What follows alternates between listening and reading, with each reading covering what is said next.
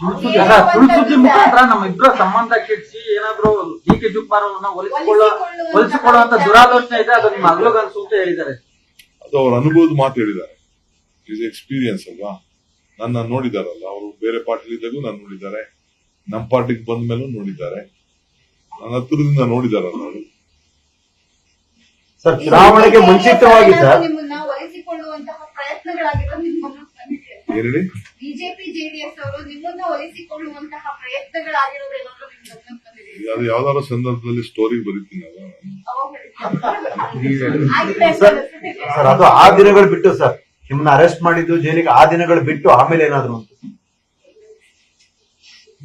ಮಾತಾಡೋದು ಅವೆಲ್ಲ ಮಾತಾಡಿದ್ರೆ ಏನೇನೋ ಹೇಳ್ತಾರೆ. ಬಟ್ ಅದಕ್ಕೆ ಅಗ್ರಿ ಇದೀರಾ ಸರ್? ನಿಮ್ಮಿಬ್ರದ್ದು ಹಾಲು ಜೈನ್ ಅಂತ ಸಂಬಂಧನ ಸರ್ ಅದು? ಖಂಡಿತ 23 ಎಲೆಕ್ಷನ್ ಗಿಂತ ಮುಂಚೆ ಎಲೆಕ್ಷನ್ ಆಗೋವರೆಗೂ ಹೌದು ಸರ್, ಈಗಲೂ ಹಾಗೆ ಇದೆಯಾ? 28ಕ್ಕೂ ಹಂಗೆ ಇರ್ತದೆ.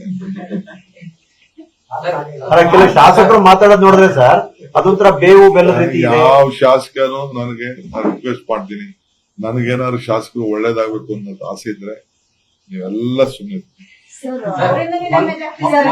ಡಿ.ಕೆ. ಶಿವಕುಮಾರ್ ಅವರು ದೆಹಲಿಗೆ ಹೋಗಿ ಬಂದ ನಂತರ ಯಾಕೋ ಸಿಎಂ ಕುರ್ಚಿಯ ಬಗ್ಗೆ ಮಾತನಾಡೋದಿರ್ಲಿ, ಅದ್ರ ಬಗ್ಗೆ ಯಾವುದೇ ಹೇಳಿಕೆ ಕೊಡೋದಕ್ಕೆ ಲೇಟ್ ಆಗ್ತಾ ಇದೆ.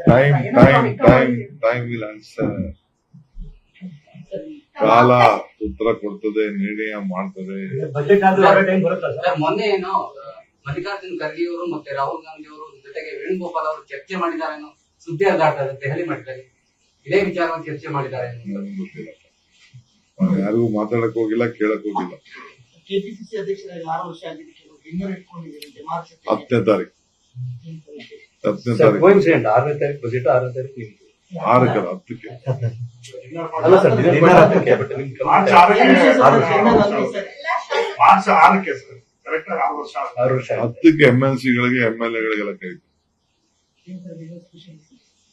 ಏನೋ ಒಂದು ನಾವು ಏನಾದ್ರು ಸೆಲೆಬ್ರೇಷನ್ ಮಾಡ್ಕೋಬೇಕಲ್ಲಪ್ಪ. ನೀವೆಲ್ಲ ಟಿವಿಯವರೆಲ್ಲ ನಮ್ದು ಸೆಲೆಬ್ರೇಷನ್ ಮಾಡ್ಕೊಂಡಂಗೆ, ಪೇಪರ್ ಮಾಡ್ಕೊಂಡಂಗೆ ನಾವು ಮಾಡ್ಕೋಬೇಕಲ್ಲ. ಇಲ್ಲ ಎಲ್ಲ ಬಕೆಟ್ ಹಿಡ್ತಾ ಇರ್ತಾರೆ ಮನೆಗೆ. ಎಲ್ಲಾನು ಕರಿತೀನಿ, ಎಲ್ಲಾ ಶಾಸಕರು ನೋಡೋಣ. ಅದ್ರ ಬಗ್ಗೆ ನಾನು ಮಾತಾಡ್ತಾ ಇದ್ದೀನಿ, ಚೀಫ್ ಮಿನಿಸ್ಟರ್ ಹೇಳಿದ್ದೀನಿ.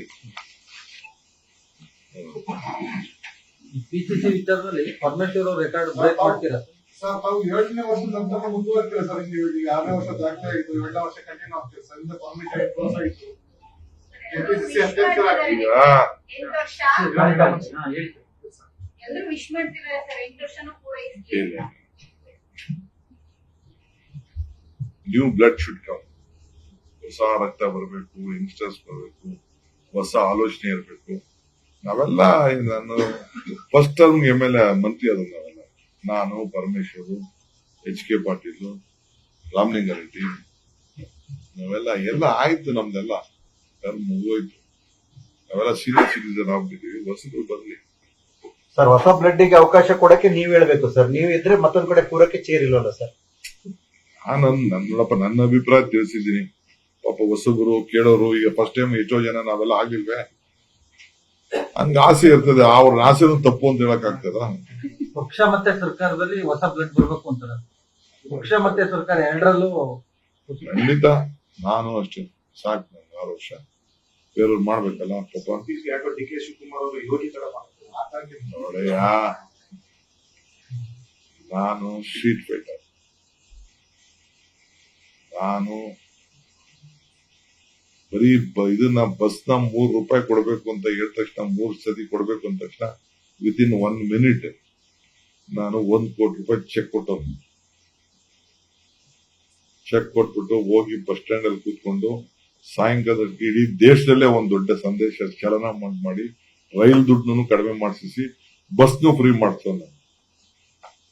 ಇಡೀ ರಾತ್ರಿ ಇದನ್ನ ಕೋವಿಡ್ ಸಂದರ್ಭದಲ್ಲಿ 36 ಜನ ಸತ್ತಾಗ ಇದೇ ನಮ್ಮ ಡಿಸ್ಟ್ರಿಕ್ಟ್ ಮಿನಿಸ್ಟರ್ ವಾಪಸ್ ಹೋಗದೆ ಪಾಪ ಎದುರ್ಕೊಂಡು ಬಂದ್ಬಿಟ್ಟು, ಆಮೇಲೆ ಇವನು ಸುಳ್ಳು ಹೇಳ್ಬಿಟ್ಟು ಇಬ್ಬರೇ ಸತ್ತಿದ್ದು ಅಂತ ಇವನು ಹೇಳಿ, ನಮ್ಮ ಸುಧಾಕರಣ್ಣ ಡಾಕ್ಟ್ರು ತಿರ್ಗಾ ಹೋಗಿ ಬೆಳಗ್ಗೆ 6 ಗಂಟೆಗೆ ಹೋಗಿ ಬೆಳಗ್ಗೆ 6 ಗಂಟೆ ಗಂಟ ಪ್ರತಿ ಮನೆಗೆ ಹೋಗಿ 1 ಲಕ್ಷ ದುಡ್ಡು ಕೊಟ್ಟು ಹೋರಾಟ ಮಾಡಿ, ಈಗ ಪಾಪ ನಮ್ ವೆಂಕಟೇಶ್ ಎಲ್ಲ ರೆಡಿ ಮಾಡಿದ್ದಾರೆ.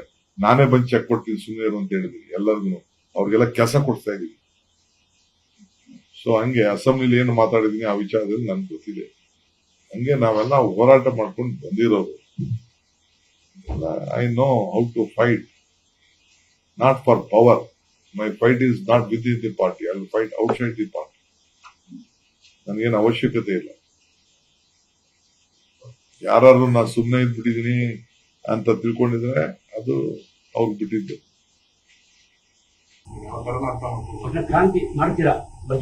ಕ್ರಾಂತಿ ನಾನೇನ್ ಮಾಡ್ಬೇಕಾಗಿಲ್ಲ ರೀ, ಕ್ರಾಂತಿ ಏನ್ ಮಾಡ್ಬೇಕಾಗಿಲ್ಲ. ನನಗೆ I believe in my self. ನನಗೆ self confidence. I live on hope always. ಪ್ರಯತ್ನ ಪ್ರಾರ್ಥನೆ ಎರಡು ಫಲ ಕೊಡುತ್ತೆ ಸರ್ ನಿಮ್ಗೆ ಈ ಸಲ. ನಾನೇನ್ ಪ್ರಯತ್ನ ಮಾಡ್ಬೇಕಾಗಿಲ್ಲ. ನನಗೇನ್ ಯಾವಾಗ ಏನ್ ಬರ್ಬೇಕು ನನ್ ತಂದೆ ಬರ್ತೀನಿ. ಆ ಕಾನ್ಫಿಡೆನ್ಸ್ ನನಗಿದೆ.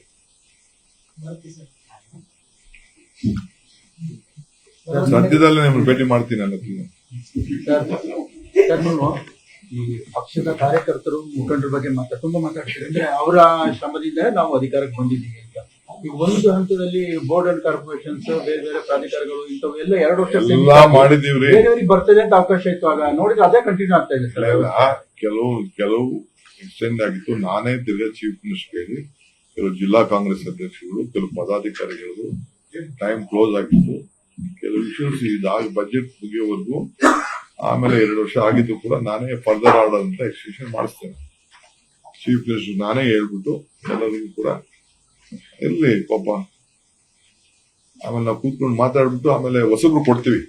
ಇನ್ ಕೆಲವ್ರಿಗೆಲ್ಲ ಕೊಡ್ಲೇಬೇಕು. ಕೆಲವು ಆಫೀಸ್ ಆದೇಶ ಮುಂದುವರಿಸ್ತಾ ಇದೀವಿ ಅಂತ ಹೇಳಿ ಅದೇ ಆಗ್ತದೆ. 2 ವರ್ಷದ ನಂತರನೂ ಅದೇ ಆಗ್ತಾ ಇದೆ. ಕೊಡ್ತೀವಿ. ಫರ್ದರ್ ಆಡಿದ್ರೆ 3 ವರ್ಷ ಅಂತ ಹಿಂಗೆ ತಿಳಿಸಿ ಅದಕ್ಕೆಲ್ಲ ತೀರ್ಮಾನ ಮಾಡ್ತೀವಿ. Thank you sir. ಒಂದು ಈ ಬೆಂಗಳೂರಿನಲ್ಲಿ ನೋಡಿ, ಈಗ ಬೇಸಿಗೆ ಆರಂಭದಲ್ಲಿನೇ ಈಗಲೇನೆ ನೀರಿದ್ದು ತುಂಬಾ ಕಡೆ ಸಮಸ್ಯೆ ಆಗ್ತಾ ಇದೆ. ಮತ್ತೆ ಟ್ಯಾಂಕರ್ ಮಾಫಿ ಆಲ್ರೆಡಿ ಸ್ಟಾರ್ಟ್ ಆಗ್ಬಿಡ್ತು ಸರ್ ನಗರದಲ್ಲಿ. ಏನು ವ್ಯವಸ್ಥೆಗಳಾಗ್ತಾ ಇದೆ, ಆಲ್ಟರ್ನೇಟಿವ್ ವ್ಯವಸ್ಥೆ ಈಗ?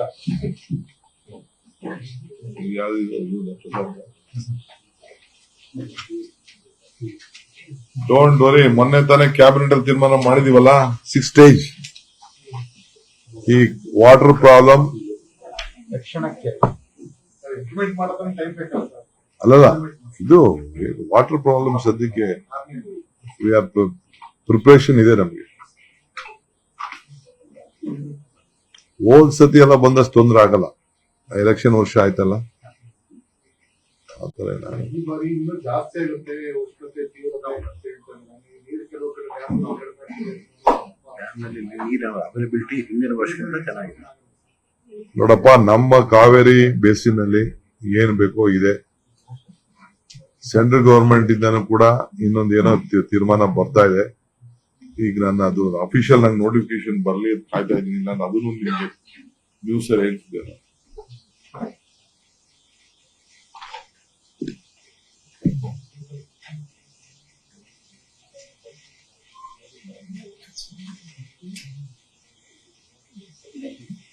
ಸೊ ಆಯ್ತು, ಬಹಳ ಥ್ಯಾಂಕ್ಸ್. ಜನ ಬಂದಿದ್ದೀರಿ. ಯಾವ್ದು ಫಿಕ್ಸ್ ಆಗುತ್ತೆ ಡೈಲಿ ನಾನು ಮಾತಾಡ್ತೀನಿ.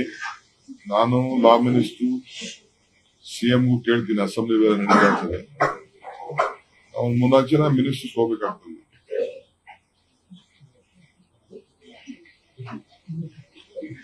ಕಾಫಿ ಕೊಟ್ರೆ ಅವ್ರಿಗೆಲ್ಲ